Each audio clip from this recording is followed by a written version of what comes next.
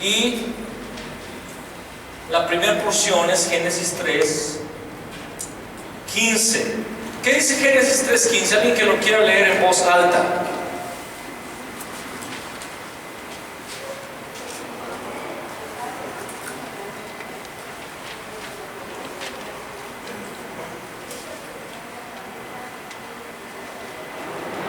Así es. Y pondré enemistad entre tu simiente, le estaba diciendo a la serpiente, que simiente tu descendencia y la simiente suya. Esta te herirá en la cabeza de la serpiente, y tú le herirás en el calcañar. Cuando la mujer y Adán y Eva cayeron en pecado, sucedieron varias cosas. Hubo maldición, hubo consecuencia por el pecado. Pero lo más precioso es que en medio del juicio de Dios, en medio del decreto de juicio de parte de Dios por causa del pecado, Dios da el protoevangelio. ¿Por qué le llamamos protoevangelio? Porque es el primer evangelio. ¿Qué es evangelio? Buenas nuevas, buenas noticias. O sea, Eva y Adán, ustedes cayeron en pecado. Ustedes hicieron lo malo delante de mí. Y antes de decir el juicio, antes de decir todo el juicio divino, Dios dice: hey, pero yo voy a enviar a alguien que va a herir en la cabeza de la serpiente. Es cierto, la serpiente le va a herir en el calcañar, que es la cruz, por causa del pecado. Pero Dios da el protoevangelio. ¿Qué es protoevangelio? Es el prototipo, o lo primero. Un prototipo es algo que se hace primero y de lo cual se saca todo lo demás, toda la producción, toda la serie. Es el primer evangelio. Dios le dice a la mujer y le dice a la humanidad: hey, yo voy a enviar al Mesías. Y todo el Antiguo Testamento, desde Génesis hasta Malaquías, se habla de una sola cosa. Muchos piensan, no, se habla de las guerras de los reyes y del reino de los reyes en primera y segunda de Reyes. No, se está hablando de los reyes que eran una sombra de un verdadero rey. No es que el Pentateuco, los primeros 5 libros, hablan del sacerdocio y de la ley de Dios. No. El Pentateuco habla de alguien que va a venir para ser el sumo sacerdote eterno. No es que los profetas le daban bien duro al pueblo de Israel y es para el arrepentimiento del pecado. No, los profetas eran una sombra de alguien que no iba a recibir una palabra de los cielos, sino de la propia palabra de los cielos, que se iba a ser hombre. ¿Entiendes conmigo entonces esto? Y de esto se trata este tema, Mesías Cristo. ¿De qué tratan las profecías de Cristo? El primer punto, el problema que el hombre no puede resolver por sí solo. ¿Cuál es el problema que el hombre no puede resolver? El primero es que el hombre está muerto en sus delitos y pecados. Efesios 2:1. Y Él os dio vida a vosotros cuando estabais muertos en vuestros delitos y pecados. Hermanos, todos nacimos muertos espiritualmente. Nacimos a la semejanza de Adán, pero de un Adán caído. No de Adán antes del capítulo 3, sino de Adán después del capítulo 3. Caídos, muertos, bajo juicio, bajo maldición. Así nacimos. Y ese es el primer problema. Nacimos en pecado. ¿Cuántos se identifican con esto? ¿Cuántos entendemos esto? El rey David dice en el Salmo 51: he aquí en maldad he sido formado y en pecado me concibió mi madre. Nací pecador. El segundo problema dice: por cuanto todos pecaron, Romanos 23, y están ¿qué? Destituidos de la gloria de Dios. Entonces el segundo problema es que estamos destituidos. ¿Qué es la destitución? Separados de Dios. Nacimos separados. El hombre en el huerto del Edén tenía contacto con Dios todos los días, le veía cara a cara. De hecho, te puedes imaginar en Génesis 2:7 dice que Dios tomó del polvo de la tierra y formó al hombre y sopló en su nariz aliento de vida. Yo no sé si tú te has puesto a imaginar qué fue lo primero que vio Adán cuando abrió sus ojos. Aquel que estaba soplando aliento de vida. La primera imagen que Adán vio fue la gloria de Dios. Contacto directo con la presencia, comunión. Y el hombre perdió ese contacto. El hombre quiso regresar, pero cuando quería regresar al huerto del Edén, veía una espada de fuego revolviéndose en el camino, que le decía: de aquí no pasa, chiquito.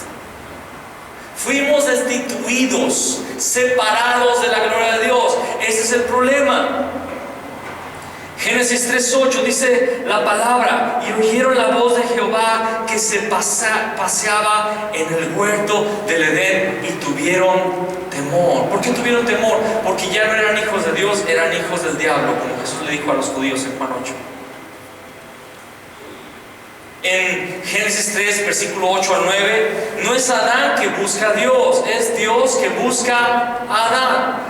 ¿Te has dado cuenta de esos detalles que están en Génesis capítulo 3? No es el hombre que va a buscar a Dios: perdóname, caí, te desobedecí, Dios, por favor ayúdame, no sé qué hacer, me siento desnudo, por favor tápame. No fue eso. ¿El hombre qué hizo? Se hizo sus delantales de hojas de higuera. Por cierto, las higueras no duran mucho. Y cuando escucha la voz de Dios, ¿qué hace el hombre? Se esconde. Y Dios dice: Adán, ¿dónde estás? Porque Dios no sabía dónde estaba Adán. ¿Será que Dios no sabía detrás de qué árbol se estaba escondido, detrás de qué roca? No, es una pregunta retórica lo que Dios estaba diciendo: Adán, ¿dónde estabas? Y mira, ¿en qué lugar estás por haberme desobedecido? La religión, hermanos, la religión es muy diferente del evangelio. La religión es la tendencia humana a querer solucionar sus propios problemas espirituales. Hojas de higuera. Y por eso hay religión católica, budista, islámica. Por eso hay tantas religiones. Es el intento del hombre justificarse a través de las obras para alcanzar el cielo. Pero el hombre no puede justificarse delante de Dios, porque Satanás es un adversario que tú no puedes vencer. El pecado es un adversario que tú no puedes vencer. ¿Venderse?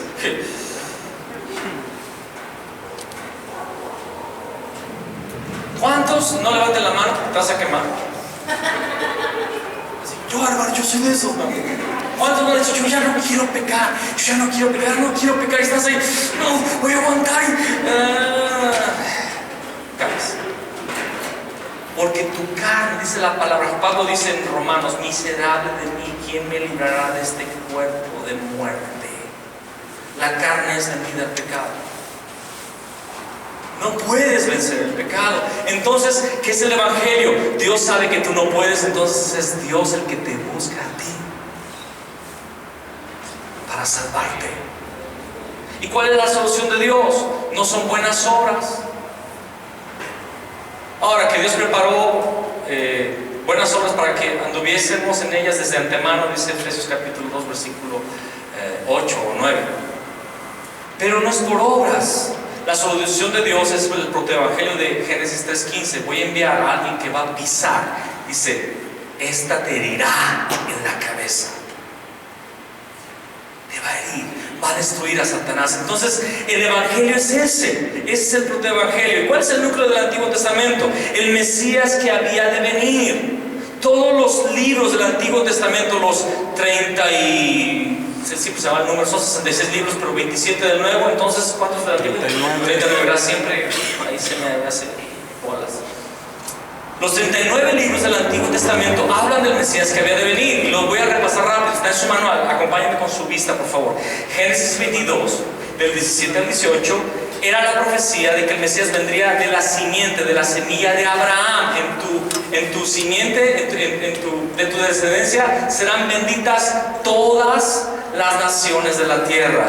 Está hablando de Isaac, está hablando de Jacob, está hablando del Mesías que vendría del linaje de Abraham. Amén. Por eso el libro de Mateo habla de las generaciones desde Abraham hasta Jesús. Amén.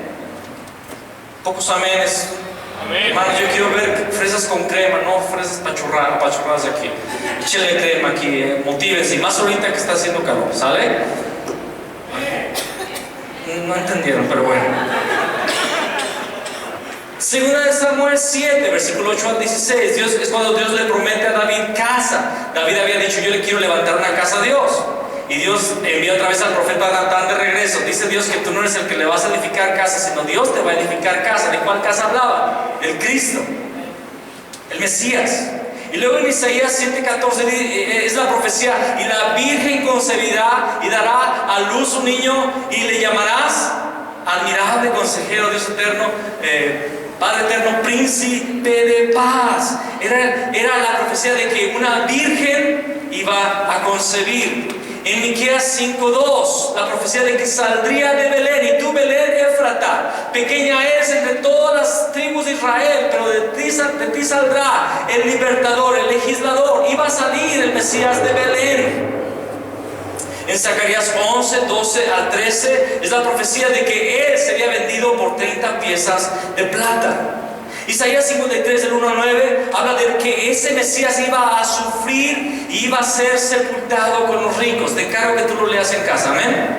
Pero ahí están los versículos. Y en Deuteronomio 21-22-23, Moisés profetizó que el Mesías moriría en una cruz, colgado de un madero. Y en el Salmo 16:10, David profetiza que ese Mesías iba a resucitar, porque Dios no iba a dejar que su santo viera corrupción. Amén. Entonces, ¿qué son todas estas palabras? Son profecías del Mesías, o profecías mesiánicas. Y quiero decirte, son candados.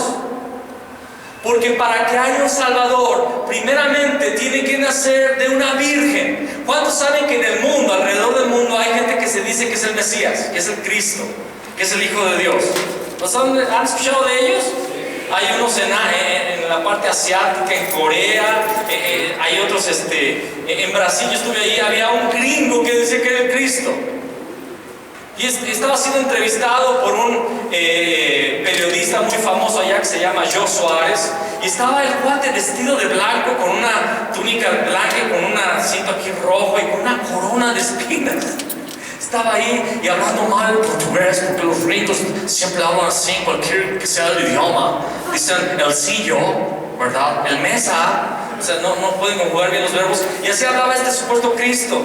Y el periodista, que ni es cristiano ni es nada, se le dice: una pregunta, ¿usted es el Cristo? Sí, soy el Cristo. ¿Y por qué está aquí en la tierra? Para salvarnos de sus pecados.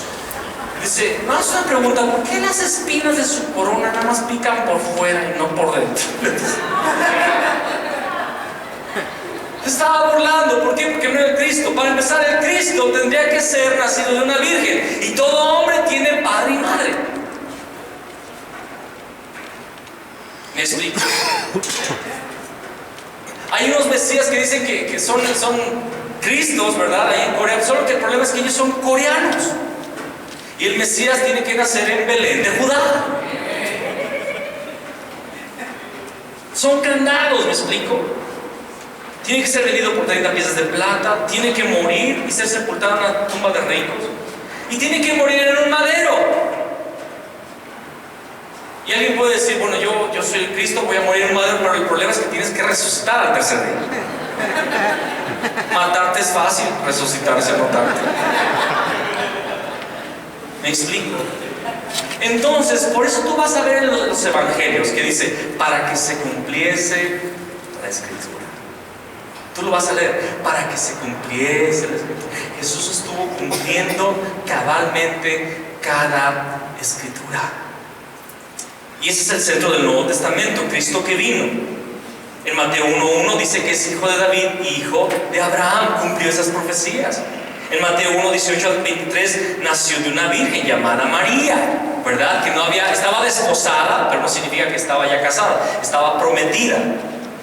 Para un judío estar desposado, ya está casado, pero sin entrar todavía en el contacto marital.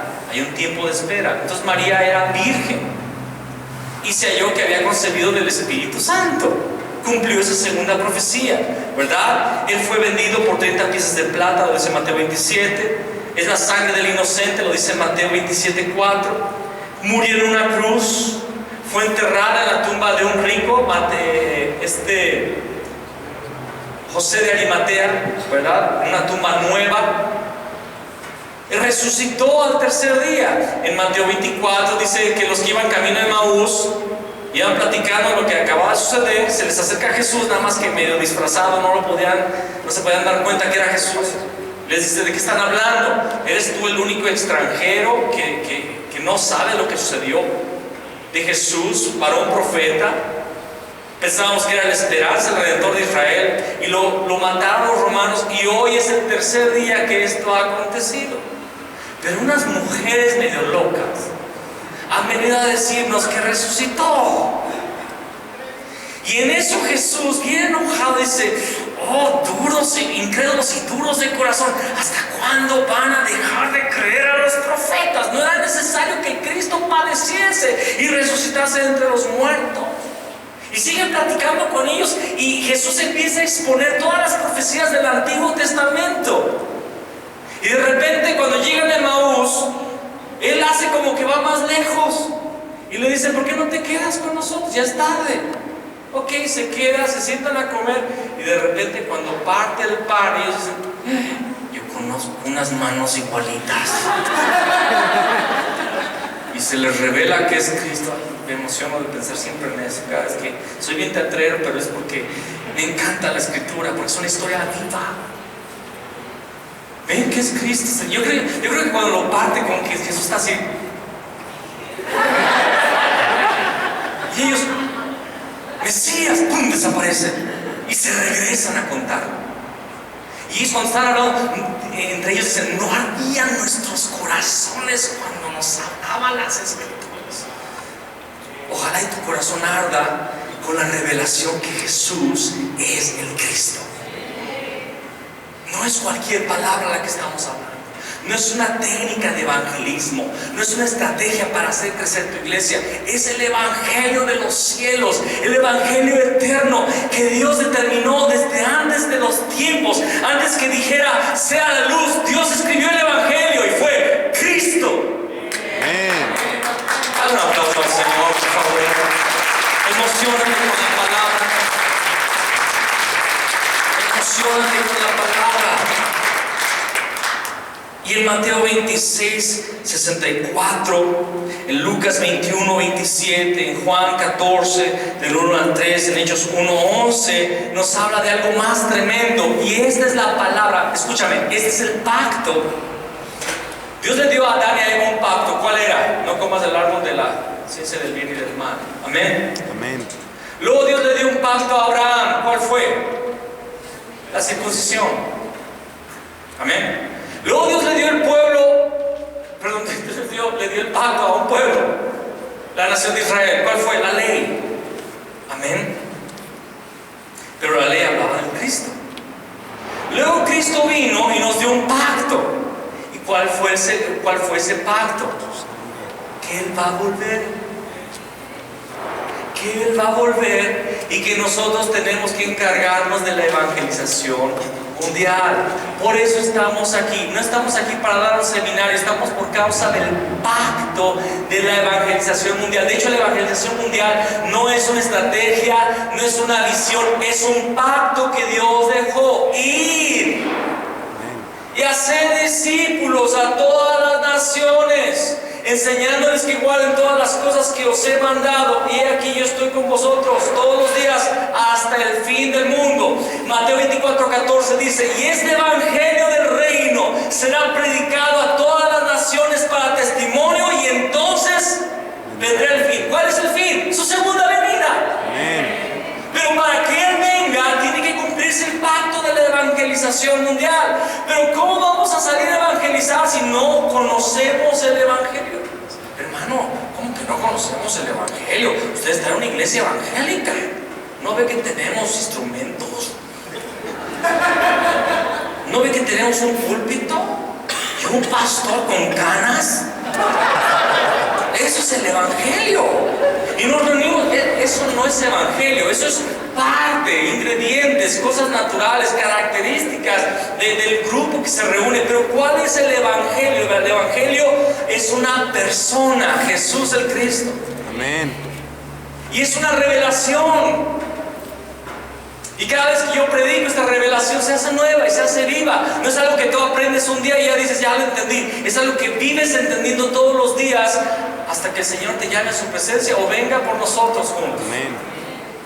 Es algo que tenemos, que tiene que ser revelado en este día. Estamos aquí por causa de ese pacto, el pacto de la evangelización mundial. Entonces, ¿cuál es el significado de Mesías? Estamos viendo el punto número 4. Acompáñame en tus apuntes.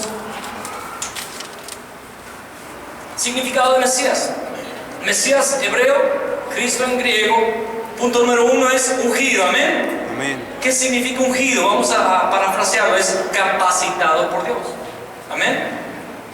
Dilo conmigo: capacitado por Dios. Ok. ¿Quiénes eran los ungidos? Eran los reyes. Y no voy a leer estas porciones porque las vamos a leer en los siguientes 3 temas. Eran los reyes, eran los sacerdotes, eran los profetas. Esta era la solución al problema fundamental del hombre. Y es la solución de todos los problemas del hombre. Entonces, el problema del hombre fue Satanás. El segundo problema es el pecado. Y el tercer problema es la separación de Dios. Entonces Dios envió que primero levantó reyes. Pero ¿hubo algún rey que pudo vencer a Satanás? No. El mejor de los reyes, el más excelso, el que tenía un corazón conforme al corazón de Dios, que era el rey David. Se le llama el dulce cantor de Israel, un hombre según su corazón. Ese hombre se atrevió a tomar la esposa de otro, embarazarla, y después llegó a matar al esposo. El mejor de los reyes. O sea, perdón, lo mejor de la carne adultera y mata. Así que no confíes en tu carne. Por eso dice Pablo, desde ahora en adelante no conocemos a nadie según la carne. Y si a Cristo lo conocimos según la carne, ya no lo conocemos así, porque no confiamos en la carne. Pablo lo dice regularmente, no confiamos en la carne, porque lo mejor de la carne adultera y mata. El mejor de los sacerdotes. Oye, escúchame, me da risa esto. Dios le dice al pueblo: hey, prepárese hoy y mañana porque al tercer día bajo. ¿Verdad que sí? Y nadie toque el borde de la montaña. ¿Verdad que sí? Y el que lo traspase va a ser aseteado o muerto. Y de repente al tercer día Dios baja en una nube espesa y el monte tiembla, humea y parece fuego. Y Dios habla, y cuando Dios habla se escucha como un trueno: yo soy el tu Dios. Y todos tiemblan y ¡wow! A tal punto que el pueblo le dijo a Moisés: Moisés, no queremos subir, mejor que Dios hable contigo y tú nos das el reporte. ¿Verdad que sí? Y Moisés se sube a la presencia de Dios. Dios le da las tablas de la ley, está hablando cara a cara con Dios, y Dios dice: no tendrás dioses ajenos delante de mí. Mientras él hablaba, escuchaban los truenos allá abajo. Pero a los 40 días el pueblo llega con Aarón. Oye, Aarón, este tiene cara de Aarón, ¿verdad? ¿Te llamas Aarón? Es profético. Oye, Aarón, bueno, no lo que voy a contar, Aarón, tu hermano ya tiene muchos días que se fue allá arriba, tiene 40 días y 40 noches, no sabemos qué le habrá sucedido. Así es que haznos dioses que nos guíen a la tierra prometida. Y Aarón dijo: no, eso está mal. No, ¿qué le dijo Aarón? Tráigame todos los zarcillos que están sobre sus orejas. Lo echó en un horno de fundición con figura de becerro, lo sacó y con buril le dio forma y dijo: mañana haremos fiesta a Jehová. Le llamó al becerro Jehová. El que iba a ser el sumo sacerdote, lo primero que hace es adorar. Los becerros eran la figura de Baal. Eso es lo primero que hace el candidato al sacerdocio, porque todavía no lo habían ungido. Y después, cuando son ungidos sacerdotes, Aarón y sus hijos, lo primero que hacen sus 2 hijos mayores es ofrecer incienso, fuego extraño, y fuego de Dios los consume. Lo mejor de la carne, lo primero que hace es pecar. Y lo mismo los profetas. Un día están 400 profetas delante del rey Acab y están profetizando que Dios le va a dar victoria contra el pueblo, creo que era asirio. Pero viene Micaías, que era un único profeta de parte del Señor, le dice al rey, es el rey, porque estaban los 2 reyes de Israel y de Judá juntos, le preguntan: ¿hay palabra del Señor? Sí. ¿Y qué dice? Que te va a ir bien. Yo sé que tú me estás diciendo mentiras, tú siempre profetizas contra lo que yo quiero hacer, dime la verdad. Bueno, dice Micaías, estaban todos los ángeles y todos los ejércitos de Dios delante de Dios, y Dios dijo: ¿quién incitará acá para que pelee contra los sirios? Y se decían muchas cosas en el cielo, y de repente salió un espíritu y dijo: yo seré el que induciré acá, y seré espíritu de mentira en la boca de sus profetas. Los profetas llegaron a mentir. y a ser profetas mentirosos. Pero ese no es problema, porque en realidad los reyes, sacerdotes y profetas que eran los ungidos eran solamente una sombra, un símbolo de alguien que sería el verdadero rey, verdadero sacerdote y verdadero profeta que no iba a fallar. Amén. Y esos Mesías eran en realidad una sombra del Mesías especial, un Mesías que sería rey, sacerdote y profeta. Ese Mesías era el Cristo. Por eso Cristo no es nombre, Cristo es oficio. Dilo conmigo, Cristo no es nombre, es oficio. Yo hasta ahora no conozco, aunque al rato sé que lo voy a conocer porque los mexicanos estamos re locos, a un niño que se llame carpintero o albañil o taxista. ¿Cómo se llama su hijo? Taxista Zacarías Mendoza.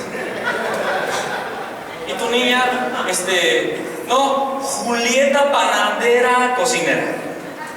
No, o sea, los oficios no son nombres. Jesús era el nombre del hijo del carpintero y Jesús era un carpintero, pero fue carpintero solamente por 30 años, porque su oficio era ser el Cristo, o sea, el Mesías. Pero aquí te va la revelación, ya la dije, pero ahí va la revelación del Cristo. ¿Qué es el Cristo? Jesús era el que iba a ser rey, sacerdote y profeta. Amén. Amén. Vamos a dar un aplauso al Señor.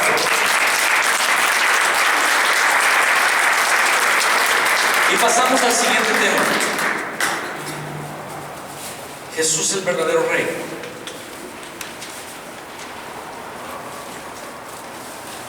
Primera de Juan 3:8 dice, por cuanto el que practica el pecado es ¿qué? Del diablo. ¿Qué es una persona que practica el pecado? Según Primera de Juan 3:8, el que practica el pecado es del diablo. Para esto apareció el Hijo de Dios, para deshacer las obras del diablo. Jesús vino como Rey de Reyes. Jesús no vino como un rey, por eso Él no es rey nada más, Él es Rey de Reyes. Él es el único rey. Él vino para deshacer las obras del diablo. Mira, ahí está, dice la palabra, punto número 1, el gobernador del mundo, príncipe de este mundo, se llama Satanás.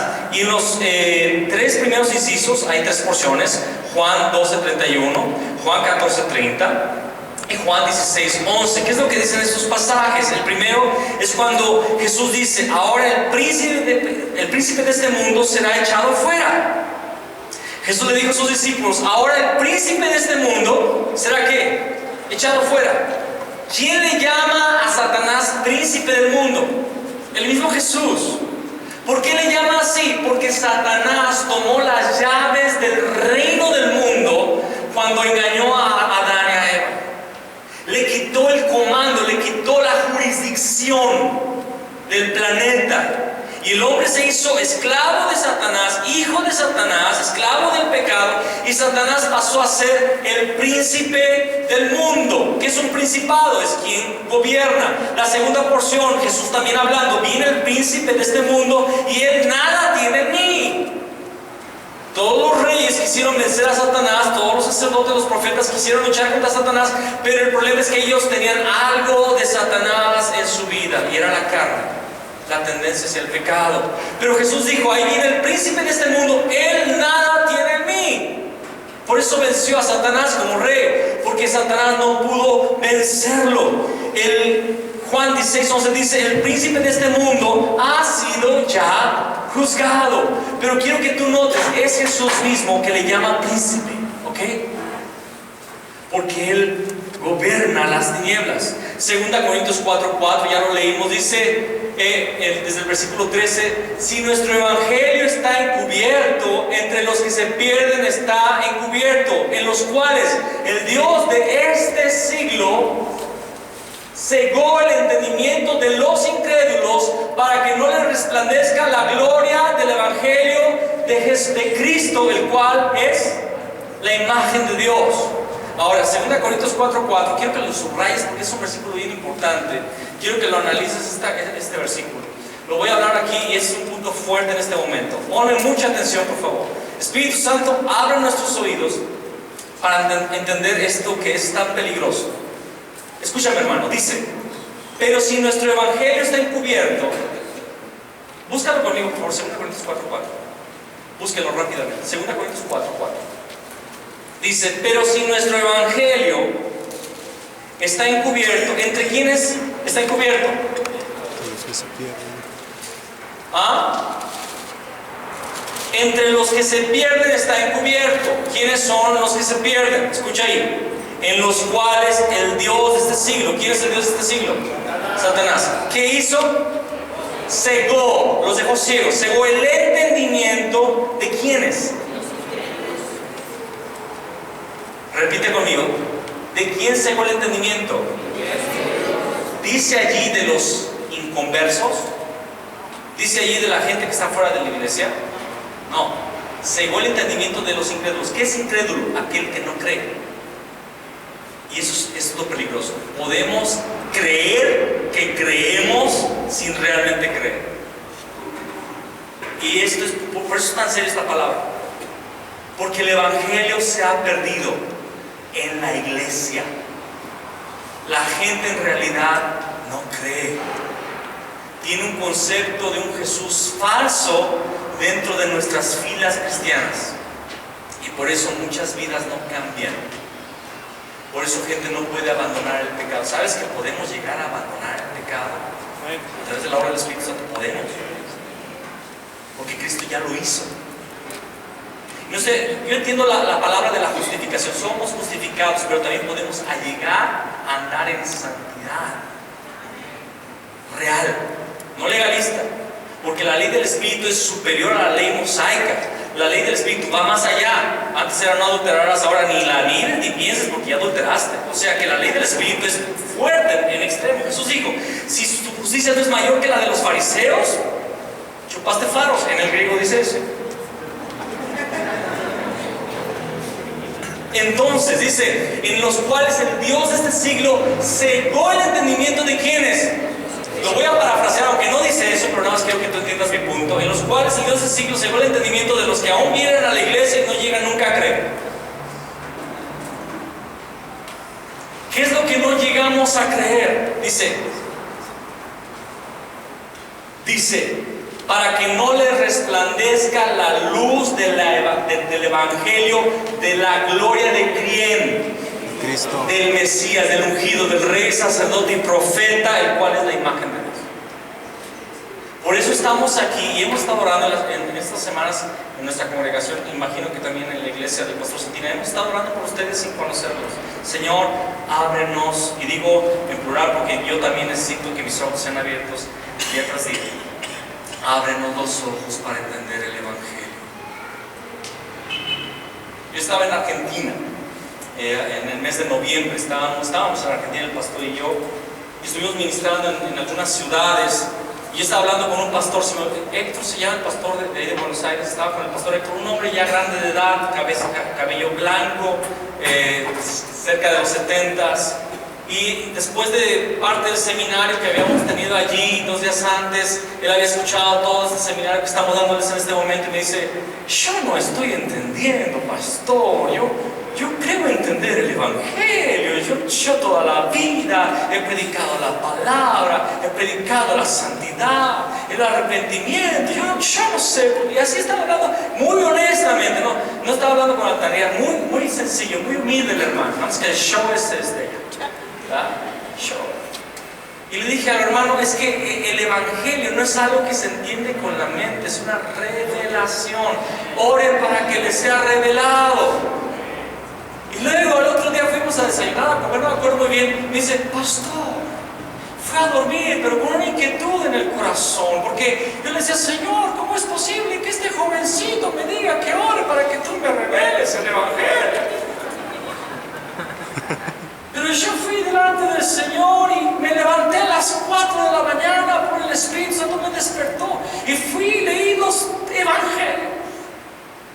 Y hermano, y empezó a llorar, ya lo recibí. Dios me reveló que Jesús es el Cristo. Y eso me emocionó. Y el pastor llamó a sus líderes: quiero que empecemos a implementar toda esta enseñanza, y las reuniones de hogar van a cambiar, vamos a enseñar esto. Porque no es una moda, es la revelación. Es la revelación que el Dios de este siglo ha cegado del entendimiento de los incrédulos, aquellos que no llegan a creer. Y quiero contarte un testimonio rápidamente. Yo tengo un pariente que es cristiano desde niño, igual que yo, que de repente me llama por teléfono: Fabián, estoy volviéndome loco. Ya fue director de alabanza, es casado con una cristiana, casado en la iglesia, pero de repente vino conmigo. Yo sé que va a ver el video, discúlpame que hable de ti, aunque no estoy diciendo tu nombre. Pero se estaba volviendo loco. Su suegro es psicólogo y lo estaban ya metiendo al psiquiátrico. Y le querían dar esas pastillas. ¿Algún testimonio? Le iban a dar una pastilla de las que tumban caballos para dormir, porque, hermano, se lo llevaron a la playa para que se relajara, porque dice que se hacía chiquito y empezaba con miedo de muerte, y un miedo y a temblar, y sin poder hablar, se empezó a volver loco. Sus hijos, que son mayorcitos, asustados, su esposa también, porque su esposo estaba volviendo loco, miedo de la nada, miedo de todo, pánico. Me lo llevé a la casa, le dije: tú no te vas a tomar pastilla ninguna. El evangelio de Dios es poder. Y la palabra dice: si el Hijo os libertare, seréis verdaderamente libres. El problema es que andamos buscando la respuesta en los psicólogos, en los psiquiatras, en el humanismo, en la filosofía. Y hay uno que es la respuesta, y es Cristo. Y Satanás ha entrado en la iglesia y ha cegado el entendimiento de la gloria, de la luz, de la gloria del evangelio en el rostro, en la faz de Cristo. Y Cristo, el ungido, es la imagen de Dios, porque Dios es rey, Dios es sacerdote y Dios es profeta, que ha terminado con el problema del hombre. Y es el evangelio que Dios está abriendo en esos últimos tiempos. Y si tú tienes el evangelio, vas a poder evangelizar. ¿Cuántas veces dijimos como pastores: ¿por qué no van a evangelizar, hermanos? La iglesia no evangeliza. Pues ¿cómo van a evangelizar si no tienen el evangelio?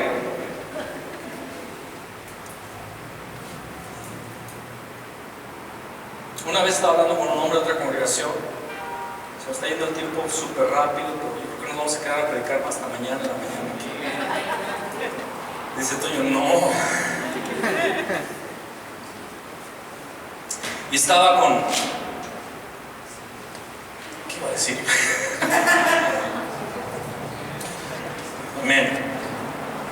Pero, hermanos,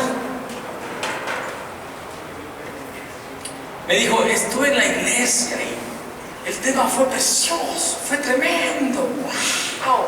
El predicador se lució y me estaba diciendo eso un lunes o martes por mi casa, en la iglesia.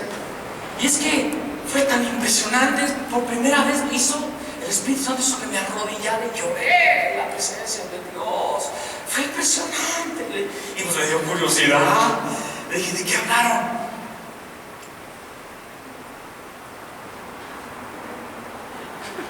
Espérate, ahorita me acuerdo.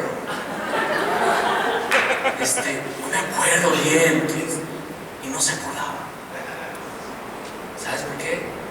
Porque yo puedo, y bien puedo, y discúlpame que me jacte, como dice Pablo, hablo como loco. Yo podría emocionarte con una predicación aquí, hacerte llorar, contarte historias, y hacerte venir al altar y sacarte una ofrendota. Puedo. Podría, no lo voy a hacer porque ya soy cristiano.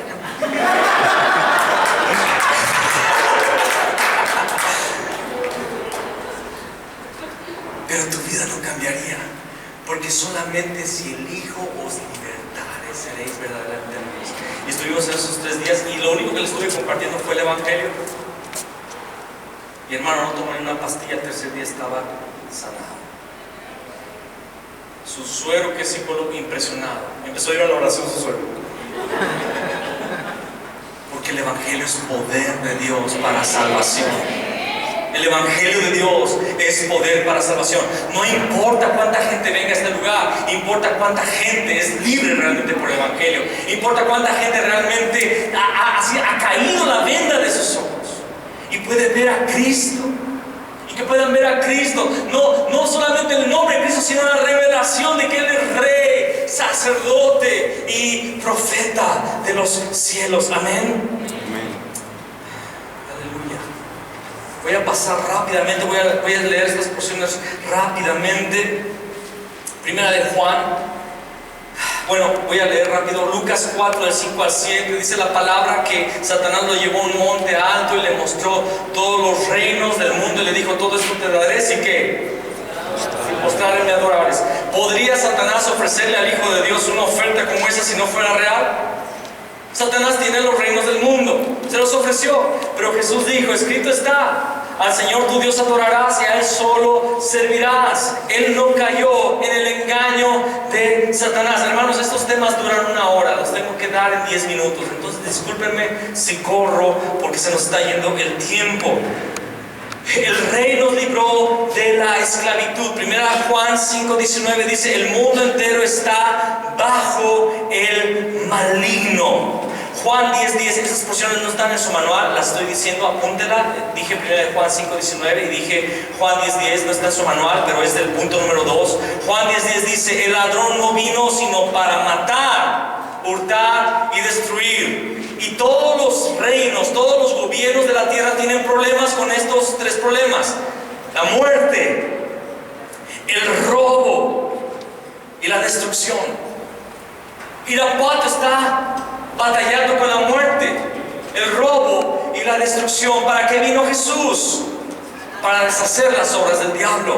Alguien diga amén. Efesios 2:2 dice que en otro tiempo seguíamos las corrientes de este mundo conforme al príncipe de la potestad del aire. ¿Qué es potestad? Poderío, autoridad. Satanás es el príncipe de la potestad del aire. Y no todo en guerra espiritual está mal, es verdad, hay una guerra espiritual.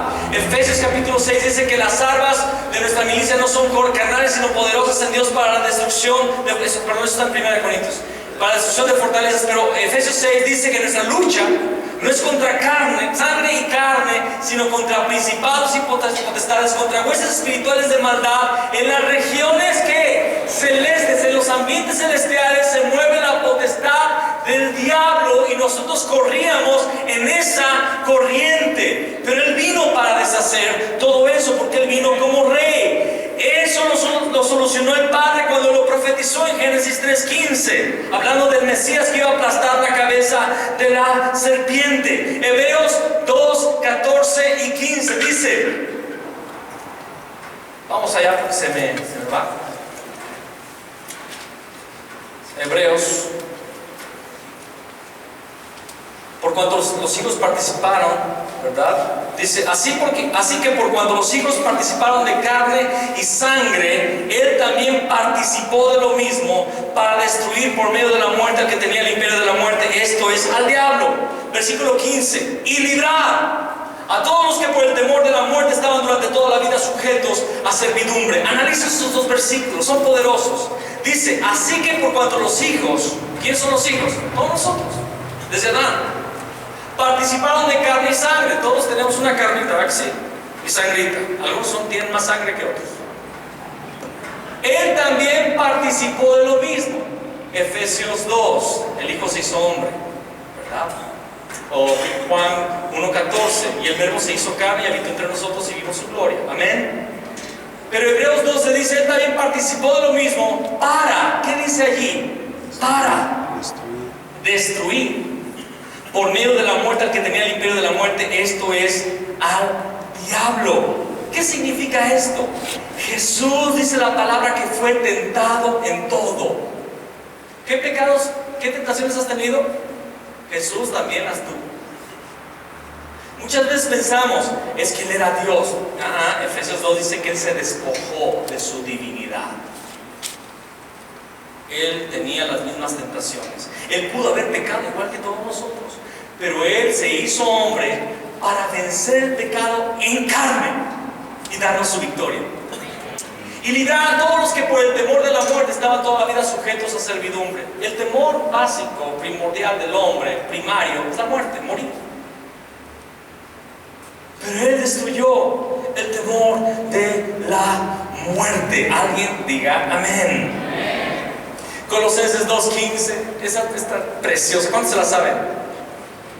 y despojando a los principados y potestades, los exhibió públicamente en la cruz del Calvario, anulando el acta de los decretos que nos era contraria, quitándola del medio y clavándola en la cruz. Había una cuenta pendiente y Él la saldó a través de su muerte y de su resurrección. En Juan 16:33 Jesús dijo: en el mundo tendréis aflicción, pero confiad, yo he vencido al mundo. Aflicciones hay y habrá, ¿no? Tenemos aflicciones. Una aflicción que tengo ahorita reciente es que mi hijo le acabo de dar un coche, y es mi aflicción. ¿Cómo estará manejando? En el mundo tendréis aflicciones. Tal vez no tienes para pagar la cuenta de luz o de agua, o tal vez estás endeudado, no tienes para pagar tu mensualidad en la universidad o para pagar tu renta, y es la tercera o cuarta que te han anunciado que te van a desalojar. ¿Sabes qué? En el mundo tendréis aflicción. Y muchas veces la gente viene a la iglesia con sus aflicciones, y como no tiene la revelación que Jesús es el Cristo, vienen con los pastores. Pastor, ¿qué hago? Pastor, es que mi problema es grave, pastor. Y uno trata de consolarlos, y lo primero, ¿sí o no, Antonio? Sí, la verdad, lo primero que pensamos es: tengo 300, se lo puedo prestar. O sea, uno trata de, ya piensa uno en darles el dinero, ¿no? Y muchas veces yo he pensado: le voy a dar al hermano los 2,000 que me hacen falta porque aquí los traigo. Y Dios me dice: no, la solución es que tú le des dinero. La solución es el Evangelio. En el mundo tendréis aflicción, pero confiad. Yo, ¿quién es ese yo que está hablando? Jesús, pero dilo completito. Jesús el Cristo. Cristo. Porque Jesús, hay muchos Jesuses. Los católicos le oran a Jesús. Y quiero que entiendan, ese es el problema. ¿Qué nos diferencia o diferencia de un católico? El católico también le reza a Jesús. Los testigos también. Los mormones también. Religiones orientales, los islámicos creen que Jesús es un profeta. Los budistas creen que Jesús es un Buda. ¿Sabías eso? Yo no sabía, pero ya lo sé. Y hay varias personas que son místicos y que son politeístas, que le rezan a todos, a ver cuál le atinan. Y creen en Jesús. Pero ¿cuál es la diferencia?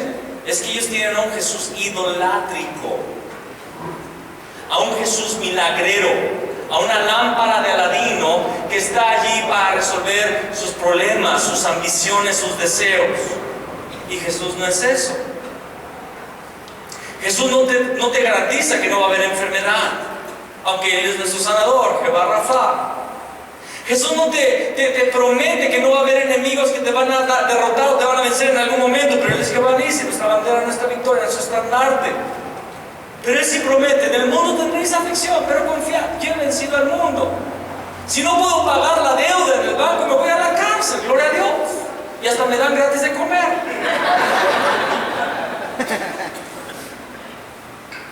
Si me chocan el coche, ahorro gasolina y compro una bicicleta.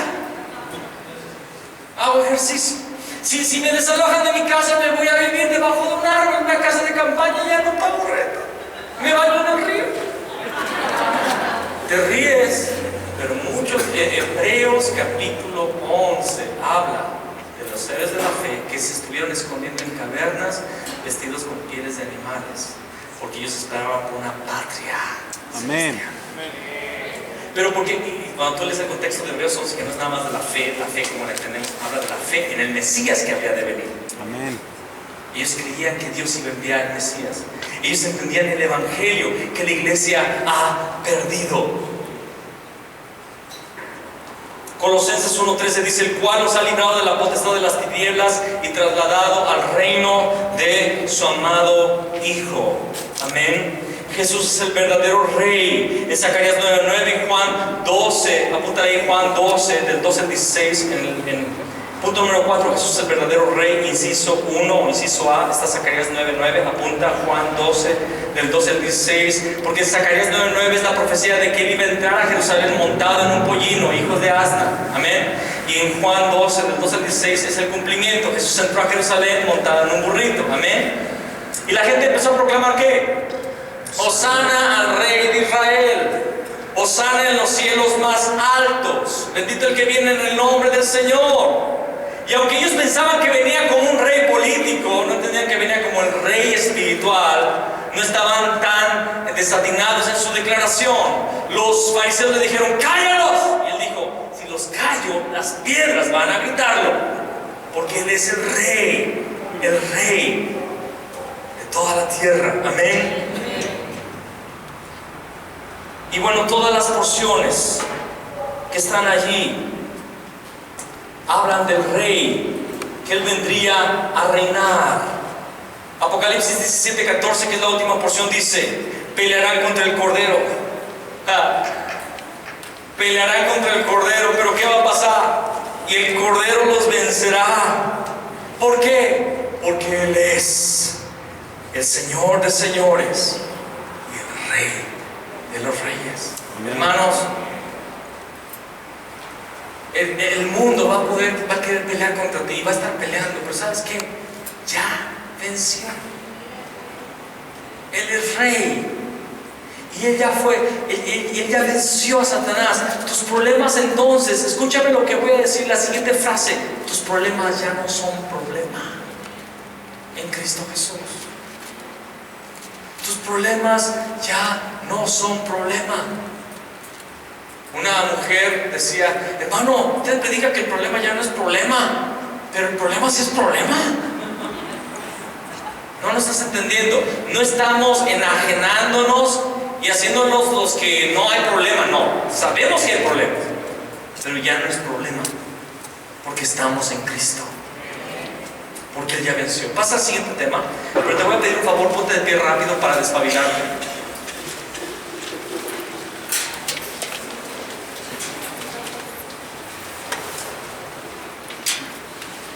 Puedes tomar tu lugar. Puedes tomar tu lugar, gracias. Vamos a dar para que te estiraras un poquito. ¿Podemos continuar? Vamos a tener una hora más y luego un pequeño descanso. Pueden sentarse. Una hora más, después un descanso, después otras palabras. Y así nos vamos de hilo. Amén. Como les he dicho, es mucha información. Es poco tiempo el que tenemos para dar toda esta palabra. Pero ¿por qué el Cristo es verdadero rey? Por causa de nuestro primer problema, Satanás. ¿No es así? ¿Están conmigo? ¿Por qué el Mesías es verdadero sacerdote? Vamos a Hebreos 10:14.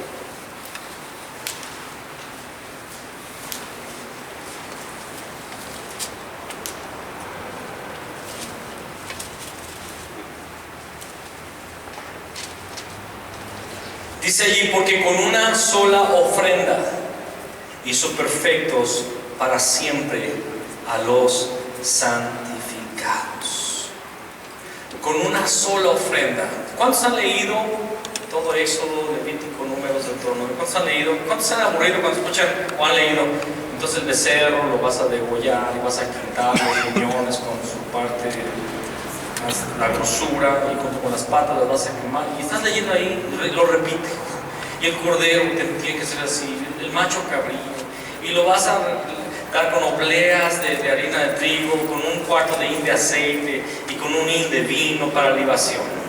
Y después esto va a ser ofrenda, y estás leyendo todas las ofrendas, lo de los sacrificios y todo ese rollo. Había ofrendas por el pecado, había ofrendas por los pecados desconocidos, había ofrendas de gratitud, había sacrificios de todo tipo, la dedicación de los hijos, de los primogénitos. El sistema ritualista de la ley era tremendo, eran más de 300 ordenanzas, 360 y pocas ordenanzas ritualísticas, y era todo un relajo porque la gente tenía que subir a Jerusalén 3 veces al año para adorar, en las 3 fiestas principales, Pascua, Pentecostés y Tabernáculos. En realidad eran 7 fiestas, pero 3 principales. Y tenían que dejar sus casas desde lejanas tierras e ir con toda la familia y sacrificar y regresar. Y esos días eran feriados o días santos, eran sabbats fuera de tiempo. Y bueno, se tenía que hacer mucho sacrificio y era muy costoso. Pero todo eso era sombra de alguien que iba a ser el verdadero sacerdote. Y dice Hebreos 10:14, porque con una sola ofrenda, hizo perfectos. ¿Hizo qué? Perfectos. Espérame. ¿Ya soy perfecto? ¿Ya soy perfecto? Si tengo la fe en Jesús el Cristo, sí. Hizo perfectos para siempre, everlasting, a los santificados.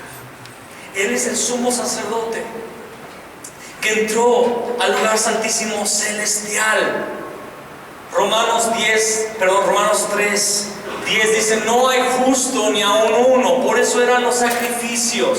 Romanos 3:23 dice: por cuanto todos pecaron y están destituidos de la gloria de Dios. El resultado del pecado, ¿cuál fue el pecado? Desobedecer la palabra de Dios. De todo árbol del huerto podréis comer, pero del árbol de la ciencia del bien y del mal no comeréis o comerás. Porque el día que te comieres, ciertamente morirás. Dice allí en Génesis 2:17. Y el hombre peca. Pero en Romanos 6:33 Dios dice: porque la paga del pecado es ¿qué? Muerte. Entonces vino la muerte. Santiago 1:15 dice: entonces la concupiscencia, después que ha concebido, da a luz el pecado. Y el pecado, siendo consumado, da a luz la muerte. Efesios 2:1, yo los di a vosotros cuando estabais muertos en vuestros delitos y pecados. El problema es el pecado, que trae muerte. Y los sacerdotes, después de Aarón, todos los años, en el día de expiación, ofrecían un cordero para cubrir los pecados de la nación. Pero tenía que ser cada año. Y Aarón empezó a envejecer. A Aarón le empezaron a salir canas, la barba blanca se empezó a arrugar. Y ese hombre que era alto y fuerte se empezó a poner enjuto y débil. Y empezó a hacerse muy viejito. Y antes de morir, dice la palabra que Moisés le quitó las vestiduras sacerdotales a Aarón y las puso a su hijo, que heredó el sacerdocio. Pero ese sacerdote, ese hijo, tenía que volver a ofrecer sacrificios anualmente. Y volvía a envejecer. Tenía que volver a levantar a otro sacerdote, y así hasta los días de Jesús. Pero escúchame, porque lo voy a resumir ya rápidamente. Todo este tema lo voy a resumir porque quiero ir al otro. Bueno, quiero ir al tercero. Me faltan 3 temas. Llega un día Cristo. Jesús murió un jueves. La Pascua fue un miércoles en la noche, miércoles occidental. Pero en realidad era, bueno, después hablo de la Pascua. Él murió un jueves, pero el domingo fue la entrada triunfal a Jerusalén, y la gente gritaba: Hosana al hijo de David, el rey de Israel. En esos días, antes de la Pascua, fue cuando le preguntaron a quién se le debe dar tributo, y cuando se le preguntaron varias cosas. Él fue examinado, porque los corderos se tomaban el día 11 para ser sacrificados el día 14 del mes de Aviv. Y Jesús durante esos 3 días fue examinado como el cordero perfecto, sin defecto. Cuando fue presentado delante de los sacerdotes, le hicieron preguntas y no fue hallado en el pecado. Cuando fue examinado por Herodes, él no encontró ningún pecado. Cuando fue delante de Poncio Pilato, él dijo: este hombre no tiene ningún engaño, ningún pecado, no hay delito. Fue examinado, fue un cordero sin defecto. Amén. Él subió a la cruz. Él sufrió la pasión. Lo lastimaron, lo hirieron, le pusieron la corona de espinas, se burlaron de él, clavaron sus manos y sus pies en una cruz. En Juan 20:19 dice que sabiendo Jesús, él pidió que le dieran de beber, y después de beber, sabiendo que ya todo estaba cumplido, gritó: consumado es. Y en ese momento el velo del templo se rasgó, pero no de abajo arriba, se rasgó de arriba abajo.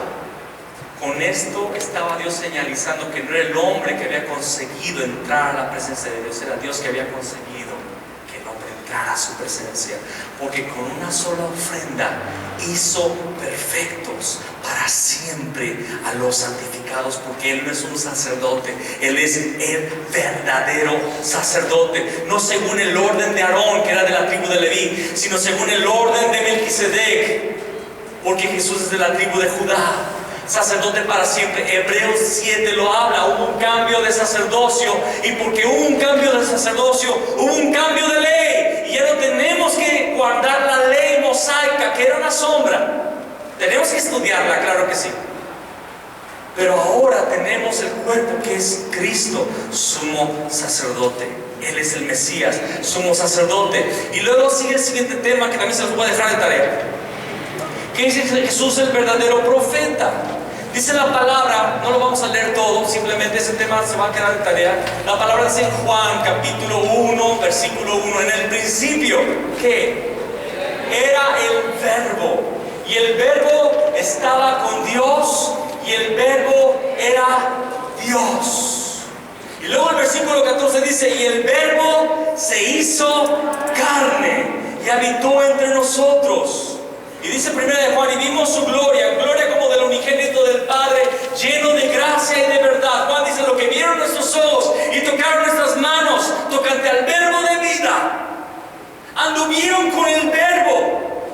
En Juan capítulo 6, Jesús les dice, Moisés les dio el maná, pero sus padres murieron en el desierto. Yo soy el pan que descendió del cielo.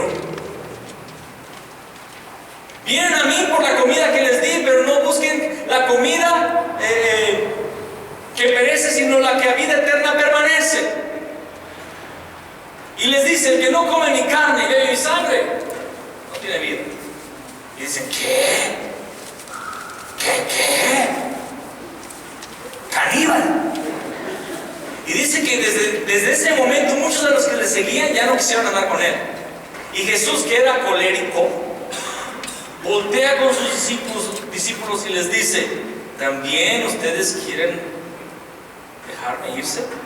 Y Pedro, ese Pedro Zacarías, así se llamaba mi abuelo, Pedro Zacarías, dice, Señor, ¿a quién iremos si solo tú tienes palabras de vida eterna? Y nosotros hemos creído que tú eres el Cristo. Amén. Escúchame, hay una diferencia entre las palabras de los profetas. Cuando Elías en el monte Carmelo, en Primera de Reyes capítulo 17 y 18, ora en el Carmelo, dice, Dios manda fuego, y vino fuego por la palabra de Elías.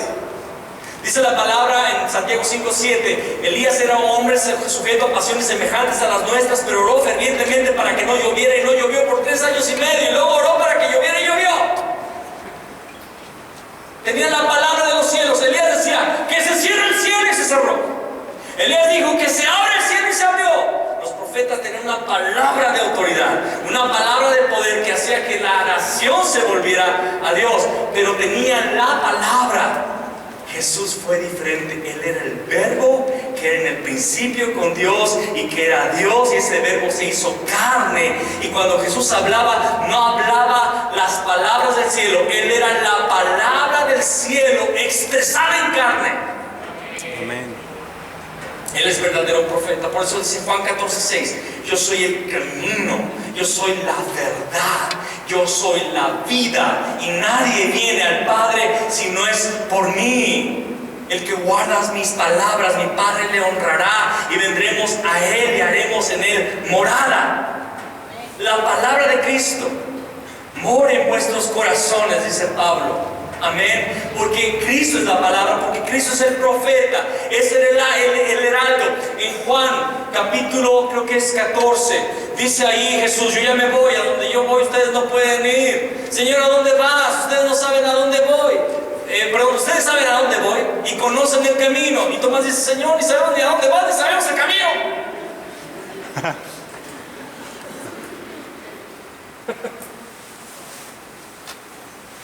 Y Jesús les habla del Padre. Y Tomás le dice: Señor, muéstranos al Padre y nos basta. Con eso ya es la última que te pido. Y Jesús le dice: Tomás, desde hace tanto tiempo que estoy con ustedes y no han visto al Padre. El que me ha visto a mí ha visto al Padre. Porque Jesús era la palabra del Padre. Jesús era el profeta, era el ungido. Así es que cuando tenemos la revelación que Jesús es el Cristo, vemos al Padre. Hay muchos que dicen: hermano, me he encontrado con gente así en Cuba, en Venezuela, en Argentina, en Brasil, pastores que vienen a hacerme preguntas: ¿y el Padre y el Espíritu Santo? Son la Trinidad. Pero la expresión del Padre es Cristo. Él es la imagen del Dios invisible, dice la palabra. Y Jesús dijo: el que me ve a mí ve al Padre. Y el Espíritu Santo opera en Cristo la voluntad del Padre. Y el Espíritu Santo que nos fue dejado nos revela a Cristo y nos recuerda sus palabras. Y nos lleva al conocimiento de Cristo. Y lo vamos a ver en otro tema que ya me estoy adelantando. Pero Cristo es el verdadero profeta. Ahora termino en los siguientes 40 minutos. ¿Ok? Vamos a una palabra bien importante y medular que se encuentra en Mateo capítulo 6. Es el siguiente tema. Perdón, Mateo 16, dije 6, ¿verdad? Mateo 16. Acompáñame a Mateo 16.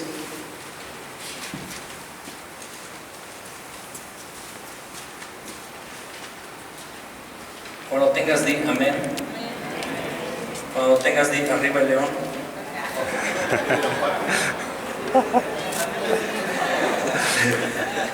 Amén, de la tribu de Judá. Qué mal pensados son ustedes.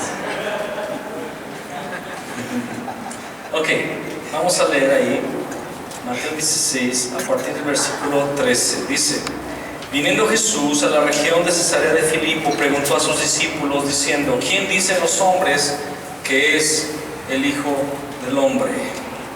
Ellos dijeron: unos Juan el Bautista, otros Elías y otros Jeremías, o alguno de los profetas. Y él les dijo: ¿y vosotros quién decís que soy yo? Yo quiero iniciar esta enseñanza final antes del descanso, queriendo decirles que yo he leído muchas veces esta porción. ¿Cuántos la hemos leído? ¿Alguna vez o más de alguna vez? Yo creo que todos hemos leído esta porción.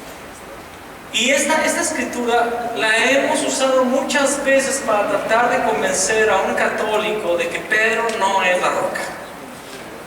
¿Verdad que sí? Jesús es la roca. Claro que Jesús es la roca. Pero esta porción va mucho más allá. Y no es para convencer católicos de que el Papa no es el vicario de Cristo. No. El error a veces nos jala a otro enfoque y nos hace perder el tesoro. No sé si tú me estás entendiendo esto. Pero aquí hay un tesoro, y ese es el tesoro de la iglesia. Porque la iglesia está fundada sobre esta revelación. Y ojalá el Señor desempolve, el Señor quite las piedras que están encima, que taparon este pozo de agua viva. ¿Cuál fue el trabajo de Isaac? Destapar los pozos que su padre había abierto. Amén. La palabra dice que nos paremos en los caminos y miremos hacia atrás y busquemos las sendas antiguas, y vamos a encontrar reposo para nuestra alma. Amén. Entonces estamos viendo en este momento, hermanos, para una senda antigua, o más bien la senda antigua, porque no hay otras, es la. Amén. Empieza este versículo y la palabra dice la escritura que ninguna jota, ninguna tilde, se dice tilde de la palabra va a pasar. No se le puede quitar ni una coma a la palabra, porque todo tiene un significado, todo tiene una profundidad. Y cuando la palabra dice que viniendo Jesús a la región de Cesarea de Filipo, hay una enseñanza allí también.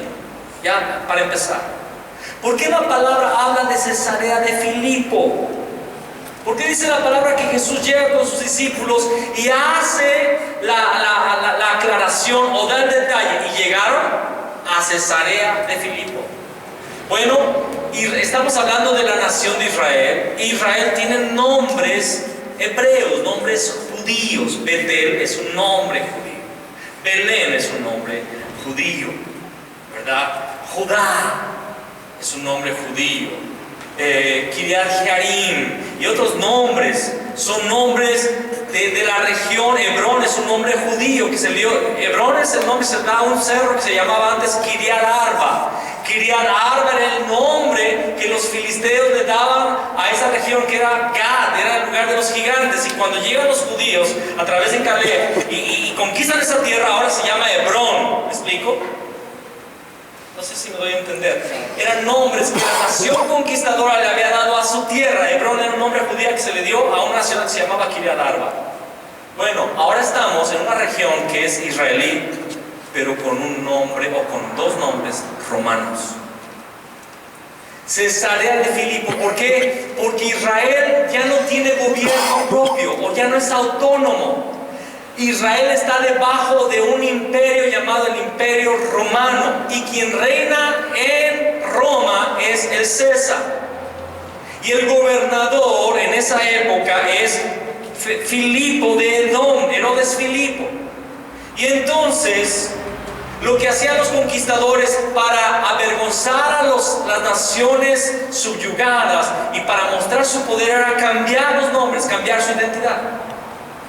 Y entonces César dice, esa ciudad ya no se va a llamar como se llama, ahora se va a llamar Cesarea por mi nombre y de Filipo, por Filipo, Herodes Filipo de Edom. ¿Qué significa eso? La nación de Israel significa que la nación de Israel está dominada por Roma. Al mismo tiempo que esto es una sombra de la iglesia hoy, la iglesia está dominada por el mundo. Discúlpame que hable tan fuerte, pero hoy quiero hablar de esta realidad. La iglesia, que se llama cristiana, está dominada por el mundo. Pastores que tienen una vida homosexual oculta, esposas de pastores o de líderes que andan en pecado de adulterio. Escúchame, hombres que se hacen llamar apóstoles y que son conocidos, si dijeran sus nombres ustedes se les caían los lentes, que salen en los canales cristianos, que son los que venden más libros cristianos en medio de la iglesia, que son personas que aman el dinero y que están usando a la iglesia y que están por negocio. Ya había profetizado Dios a través de Pablo eso a Timoteo. Pero la iglesia hoy está debajo de la potestad de Satanás. Dice la palabra que Jesús lleva a sus discípulos a la región de Cesarea de Filipo y les hace una pregunta. Muchos teólogos dicen que esto sucedió a la mitad del ministerio de Jesús. Yo considero que fue casi al final del ministerio de Jesús. Y después de haber visto todos los milagros de Jesús, después de haber visto todas las señales, todas las manifestaciones de poder, ya pasó lo de la barca y que Jesús quitó el agua, ya pasó lo de Jesús caminando en el agua, ya pasó lo de los muertos que resucitaron, ya pasaron muchas cosas, vieron todos los milagros. Y aparte, después de 3 años y medio que han escuchado sus predicaciones, sus enseñanzas, el sermón del monte, Mateo 5, ya han visto a Jesús refutando a los fariseos, y han visto cómo Jesús vez tras vez avergüenza a los catedráticos de la época. Y han pasado todo ese tiempo con Jesús. Es en ese contexto que Jesús llega a Cesarea de Filipo y les hace la pregunta del millón. ¿Quién dicen las personas que yo soy? Una nación, dice la palabra, que Dios llamó a ser a Israel nación que le diera gloria y honra. Un reino de sacerdotes y gente santa, lo dice en Éxodo. Una nación que iba a manifestar el reino de Dios en la tierra. Pero esa nación que debía manifestar el reino de Dios en la tierra, ahora está debajo del gobierno romano. ¿Por qué? Por el pecado. Dios le había dicho a Salomón, si ustedes guardan mi pacto, los voy a bendecir, pero si ustedes me abandonan, los voy a entregar a ejércitos enemigos. Entonces, aquí vemos que la nación de Israel está bajo juicio. Y Jesús hace la pregunta, ¿quién dicen las personas que yo soy? ¿Están entendiendo a dónde voy? ¿Sí? ¿Quién dicen las personas que yo soy? Y le responden. Ellos dijeron, unos Juan el Bautista, ¿qué más? Otros Elías, y otros Jeremías, y luego, o alguno de los profetas. Ahora, yo te voy a decir algo que te va a dejar con la boca abierta, y ojalá el Señor te exhorte, ojalá el Señor te despierte, me despierte a mí, porque esto me despertó, esto me alertó. Escúchame, son 4 conceptos que la iglesia tiene del Señor. Y los 4 conceptos tienen algo de verdad, pero cada uno de ellos aislados están equivocados. Te lo voy a explicar. Juan el Bautista. ¿Quién fue Juan el Bautista? Jesús dijo, dio testimonio de él, que salisteis a ver al desierto, una caña sacudida por el viento. ¿Qué salisteis a ver? ¿Alguien que se vestía de ropas finas? Los que visten ropas finas están en los palacios. Pero que salieron a ver a un profeta, sí, os digo, más que un profeta. Porque de entre todos los nacidos de mujer no ha habido un profeta mayor que el profeta Juan. Ese es de aquel que la escritura decía, voz de aquel que clama en el desierto, preparad camino en el desierto a nuestro Dios. Juan fue un hombre que predicó el bautismo no de agua, sino de arrepentimiento. Bautizado en agua por causa de la palabra de arrepentimiento. Y dice la palabra que toda Judea y las regiones contiguas salían a él al desierto para escucharle predicar.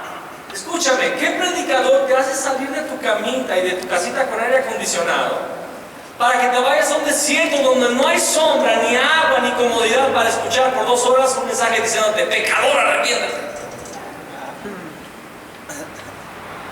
Gente soporta la fila y está bajo la lluvia, así va a ser Justin Bieber. Pero ¿qué era lo que hacía que la gente saliera de sus casas, de las ciudades, al desierto inhóspito para escuchar una palabra áspera de arrepentimiento? Una unción de arrepentimiento. Juan Bautista es aquel que corrige los males del pueblo. Le decía a las personas, a los que recaudaban, no roben. A los policías, no extorsiones. O a los soldados, no extorsionen. Si tú tienes 2 capas, dale una que necesita. Juan Bautista es alguien que corrige los males de la nación. Y escúchame, ¿Jesús hizo eso también? Claro.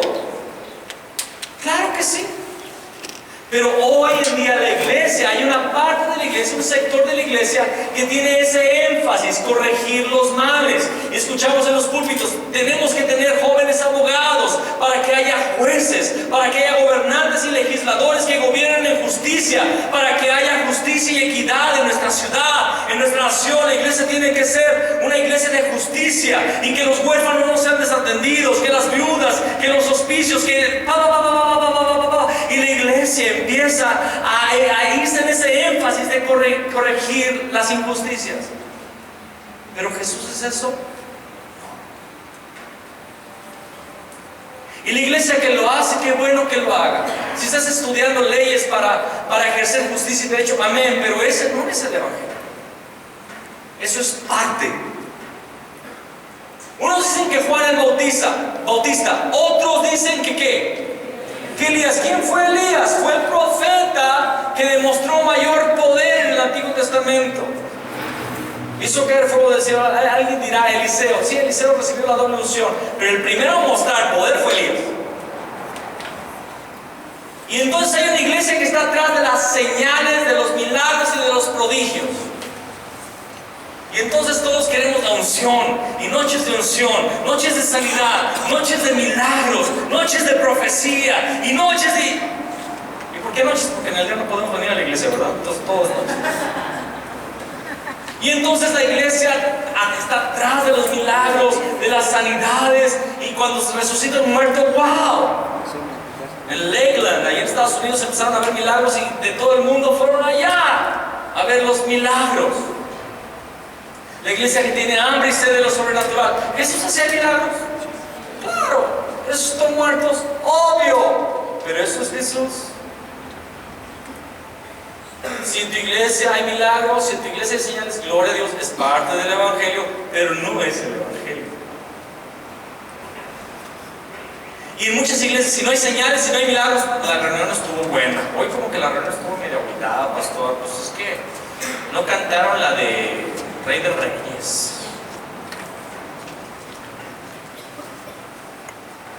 Y otros dicen que Jeremías.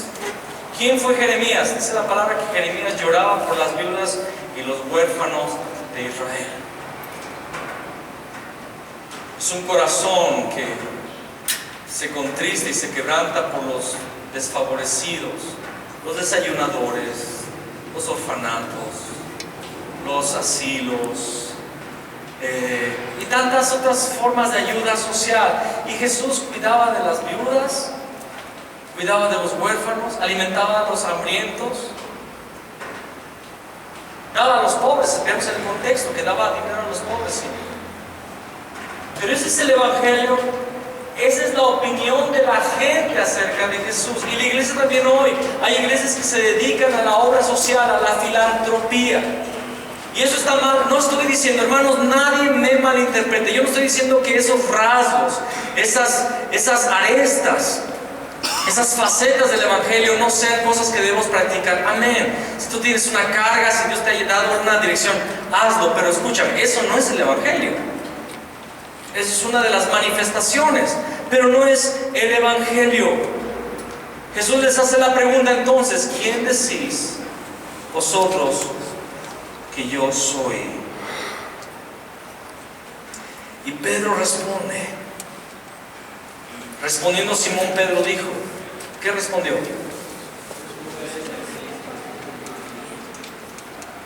Tú eres el Cristo. Y aquí es donde entramos al punto difícil, porque Pedro no tuvo una idea brillante. No es que Jesús había estado enseñando que era el Cristo y que después sacó un 10 en el examen, se recordó de lo que le había enseñado. No. Como ya leímos en 1 Corintios 8, 1 y 2, si alguien cree saber algo, aún no sabe cómo debe de saberlo. El conocimiento envanece, pero el amor es el que edifica. Pedro no habló algo del conocimiento humano.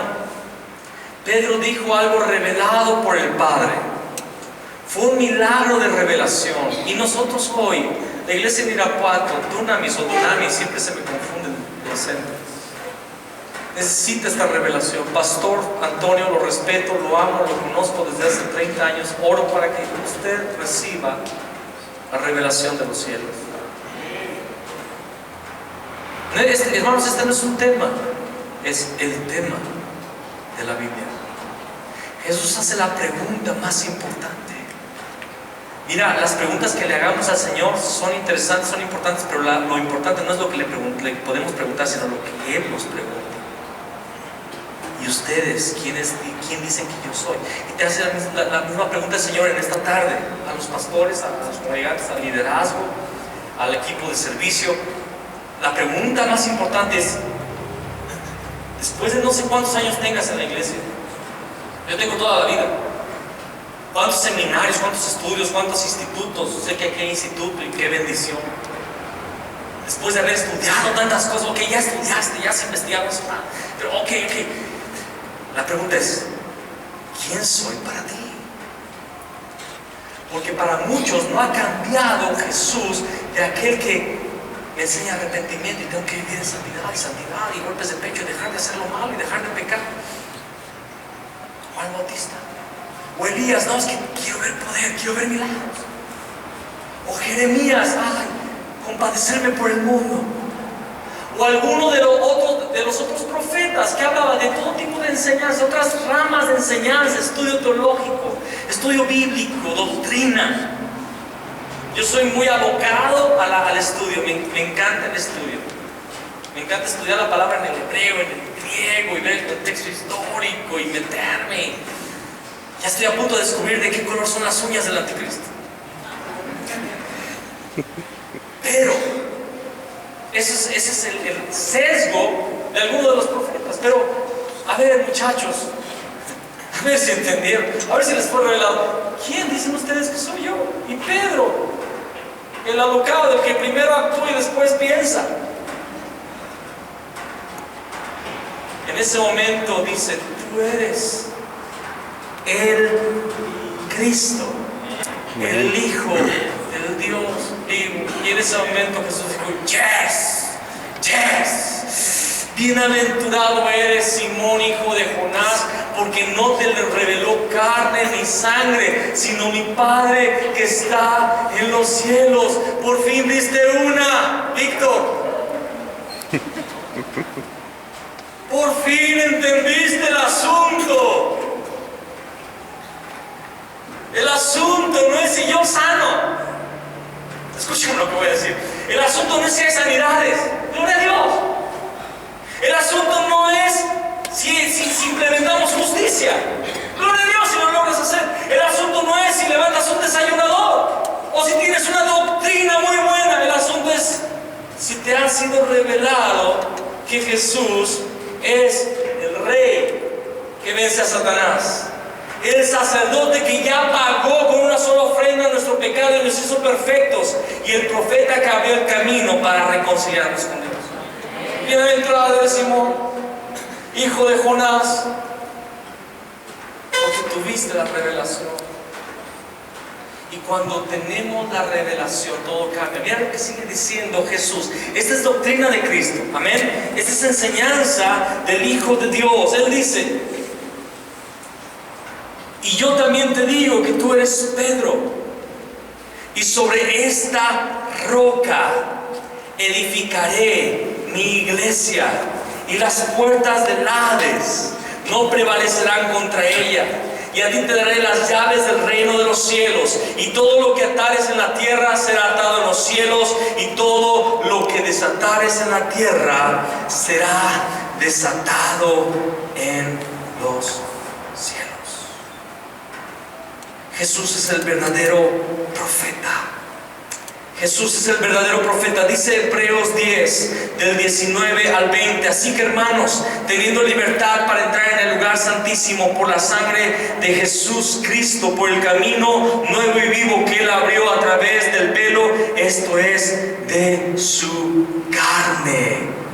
Él abrió el velo. ¿Y cuál era el velo? Su carne fue rasgada. Pedro pudo ver al profeta. Pedro dijo, tú tienes palabras de vida eterna. ¿A quién iremos? ¿Qué es la revelación, hermano? Escúchame. ¿Qué es la revelación de que Jesús es el Cristo? Que ya no hay nada en nuestra vida después de Cristo. Que el mundo ya perdió su brillo. El dinero perdió su brillo. Los muebles perdieron su aroma de nuevo. Los carros, las casas, las carreras, las universidades, la fama. Todo perdió su brillo. ¿Por qué? Porque sus palabras fueron reveladas a nuestro corazón. Y nada se compara a Cristo. Nada se compara a sus enseñanzas, a su predicación, a su revelación que me hace libre. Cuando Jesús me habla, soy libre. Cuando yo entro en oración a su presencia, cuando no hago rezos evangélicos, sino que realmente empiezo a orar con mi corazón. Y cuando empiezo a derramar, yo recuerdo una vez en Brasil, tenía poco tiempo de estar en Brasil, estaba tronado. Yo iba allá creyéndome el nuevo Marcos Witt de Brasil, porque en aquel tiempo estaba en auge. Yo decía, Brasil, agárrate porque ahí te voy. No sabes lo que estás a punto de recibir. Este es el día de tu visitación. Y llego allá y ¿sabes lo que primero que pasó? Dios me tronó. No sabía hablar portugués. Se me había olvidado que quería hablar portugués y yo no hablaba portugués.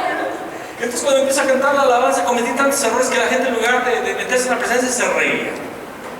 Y después te cuento en otro momento todos los testimonios.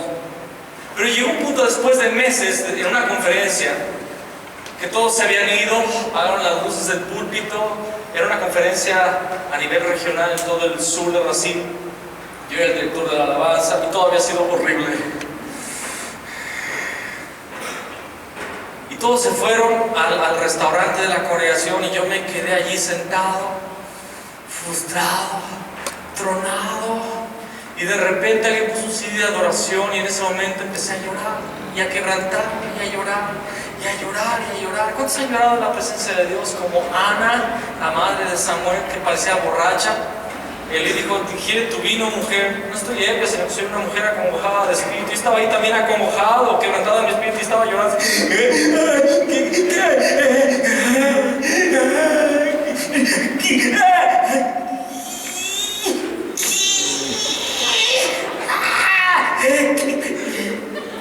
Y pasé así como una media hora, 40 minutos. Alguien me trajo un papel de baño, un rollo entero, y lo acabé. Hice un charco de llanto allá abajo. Y era no solamente de lloro, eran otras cosas mezcladas.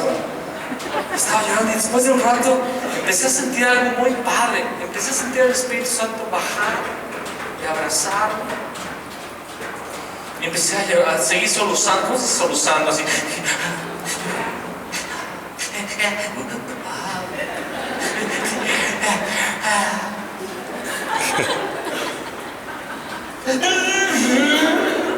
Y en eso empecé a escuchar la voz de Dios. No fue audible, pero fue una voz tan clara. No fue audible, pero fue su voz. Él me dijo: Fabián, yo te amo, te estoy quebrantando. Palabras más, palabras menos. Aguanta vara, soy yo. No te he dejado, no te he desechado. Tengo un propósito para tu vida, te amo. Fueron las palabras del Señor. Que Jesús es el Cristo es entender que solo Él tiene palabras de vida eterna. Solo Él. No es la teología sistemática, no es la doctrina de Dunamis, Dunamit. No es, y gloria a Dios por la doctrina de esta congregación, no estoy en contra de ella, no me malinterpreten. Pero necesito irme hacia un extremo para jalarlos de ese extremo y ponerlos en el justo medio. Son las palabras de Cristo, el verdadero profeta. Pedro vio que Él era el rey, porque a donde llegaban los demonios gritaban: Jesús, Hijo del Dios Altísimo, vienes a atormentarnos. Y se revolcaban los demonios, y echaban espuma y hacían un dengue, y Jesús los callaba. Pedro vio cuando aquel hato de cerdos se precipitó en el mar, porque el endemoniado gadareno dijo: déjanos meternos en aquellos cerdos. Y Jesús dijo: les doy permiso. Y Pedro vio el milagro.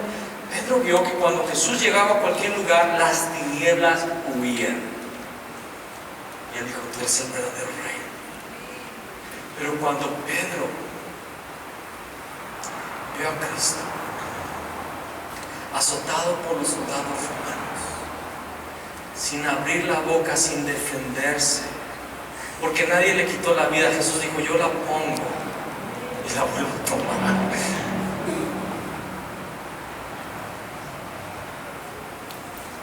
Jesús vio que Él era el Cordero de Dios. Eso fue tiempo después. Recuerden que Pedro trastabilló y lo negó 3 veces antes de la madrugada. Pero Él vio a Cristo. Y Jesús le dice: bienaventurado eres Simón, que significa alguien inestable, hijo de Jonás, porque no te lo reveló carne ni sangre, sino mi Padre que está en los cielos. Y a ti te digo, ¿cuáles son las bendiciones de la revelación? Ahí lo dice, las bendiciones de la revelación. Tú eres Pedro, y sobre esta roca edificaré. ¿Qué edificará el Señor? La iglesia. ¿Qué es lo que edifica el Señor sobre la roca? La iglesia. ¿Qué es la iglesia? Alguien va a decir: los llamados fuera.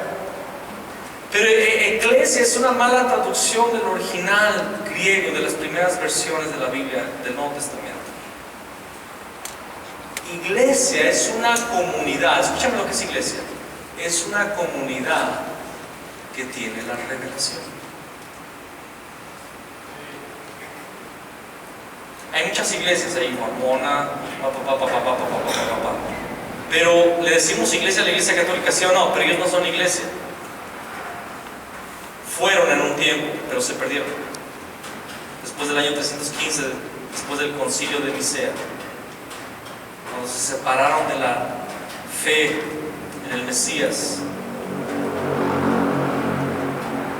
Pero ¿qué es la iglesia? Aquellos que tienen la revelación. Y sobre esta roca, tú eres Pedro, Petros, piedra.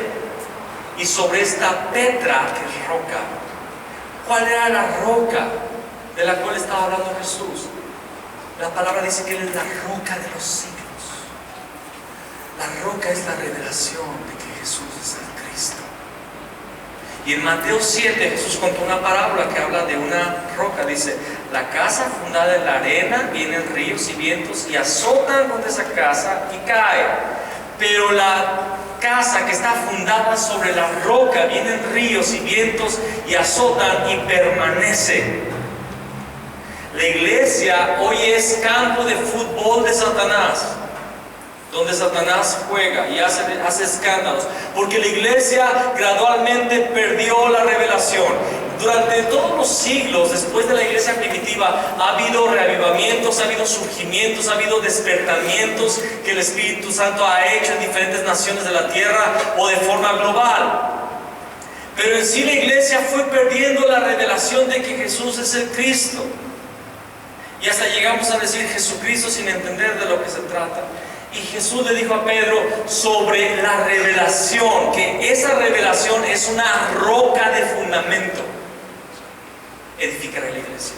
¿Y qué es lo que pasa con la iglesia que tiene la revelación? Las puertas del Hades, las puertas del infierno no prevalecen. Es una iglesia victoriosa, es una iglesia que avanza, es una iglesia que destruye el reino de las tinieblas. Es una iglesia que tiene las llaves, dice, y a ti te daré las llaves, amén. ¿Cómo lo dice allí? Y a ti te daré las llaves del reino de los cielos, y todo lo que atares en la tierra será atado en los cielos, y todo lo que desatares en la tierra será desatado en los cielos. En el tiempo de la palabra de guerra espiritual se habló mucho de atar y desatar, pero ¿cuál es la forma automática que se ata y se desata? ¿Cómo? Cuando se tiene la revelación. Si no tienes revelación, no tienes llaves. ¿Me estoy explicando? Y de repente empezábamos a atar y bien intencionados. Yo lo llegué a hacer, me subí al monte más alto, jalamos 12 piedras súper pesadas y las ungimos con aceite. Gloria a Dios. Pero ¿qué es lo que nos da autoridad de atar y de desatar? Atar lo que ha sido atado en los cielos y desatar lo que ha sido desatado en los cielos, en la tierra. Aquella iglesia que está fundada sobre la roca es la que tiene poder para atar y desatar. No solo a nivel territorial, sino en nuestra propia vida. Cuando entendemos que Jesús es el Cristo, Rey, sacerdote y profeta, el pecado empieza a dejar de ser rival. Los problemas empiezan a dejar de ser rivales. Las amenazas del mundo, hermanos, ¿por qué la iglesia primitiva tuvo lo que tuvo? ¿Por qué? ¿Cómo fue que el imperio romano cayó? ¿Qué era lo que llevaba a los primeros creyentes a tener la audacia y fortaleza de entrar al Coliseo romano en frente de los leones, de los tigres, de los animales allí? Estar parados con sus familias, sus mujeres, sus hijos. Llegaban los romanos, les aventaban sangre encima para que los leones se excitaran con el olor de la sangre. Y les decían: niega que Jesús es Kyrios. Di que César es Kyrios. Di que César es Señor. Renuncia a tu Señor y te dejamos con vida. Y ellos que comenzaron a proclamar: Jesús es Señor. Jesús es el Cristo. Amén. Como lo vimos en el primer tema, hubo un solo mensaje en la iglesia: que Jesús era el Cristo. La iglesia se fundó en esta revelación y por eso la iglesia recorrió todo el mundo conocido en pocos años, en 70 años. 40 años. 40, 50 años se recorrió el mundo conocido y se establecieron iglesias fuertes. El evangelio corrió y dieron su vida. ¿Y sabes qué? El imperio que persiguió la iglesia cayó. Y cayó, algunos dicen que por razones políticas, pero cayó desde adentro. Los propios romanos empezaron a convertir.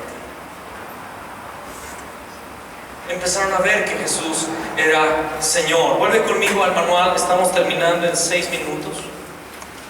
Si Dios hace un milagro. Punto número 3. ¿Cuál es el significado de la salvación a través de Cristo? Y ahí están varios versículos, ya no los vamos a leer. ¿Cuál es el significado? Que Jesús, el Cristo, resolvió todos los problemas del pasado. Es que, hermano, yo engañé a mi esposa y no me lo puedo perdonar. Si tú crees que Jesús es el Cristo, Él resolvió los problemas de tu pasado. Ya no importa en qué cuna naciste, si fuiste de una familia muy pobre, si no llegaste a estudiar, si tu mamá fue una madre soltera y te fue re mal. El problema del pasado ha sido resuelto. Que Jesús es el Cristo significa que los problemas del presente también ya han sido resueltos. Yo estoy con vosotros todos los días hasta el fin del mundo. No importa el problema, Él está conmigo. Aquí lo tengo al lado. Métete conmigo, te metes con Él. Y los problemas del futuro. Dice Filipenses 3:20, más nuestra ciudadanía está en los cielos. Somos ciudadanos celestiales. Fui en noviembre al consulado americano en Guadalajara y me dijeron, no le damos la visa. Iba a predicar allá y no me dieron la visa. Dije, de lo que se pierde. Mi ciudadanía es celestial, no soy mexicano. Soy celestial.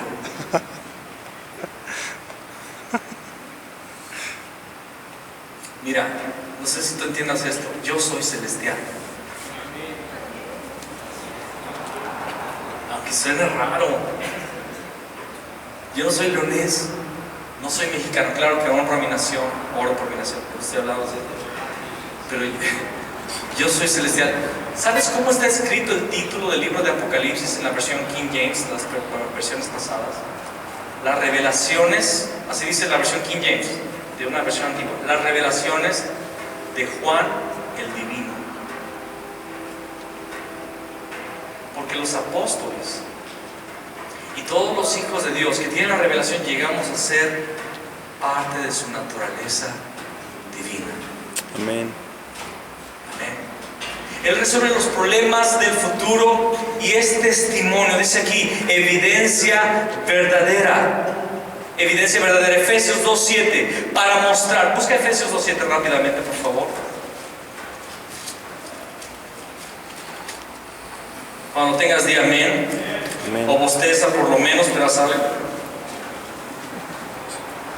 Para mostrar en los siglos venideros las abundantes riquezas de su gracia en su bondad para con nosotros en Cristo Jesús. Él hizo la obra del Cristo para mostrar en los siglos venideros las abundantes riquezas de su gracia y su bondad para nosotros. ¿En quién? En Cristo Jesús. Entonces, quien tiene la revelación se convierte en la iglesia que está fundada en la roca.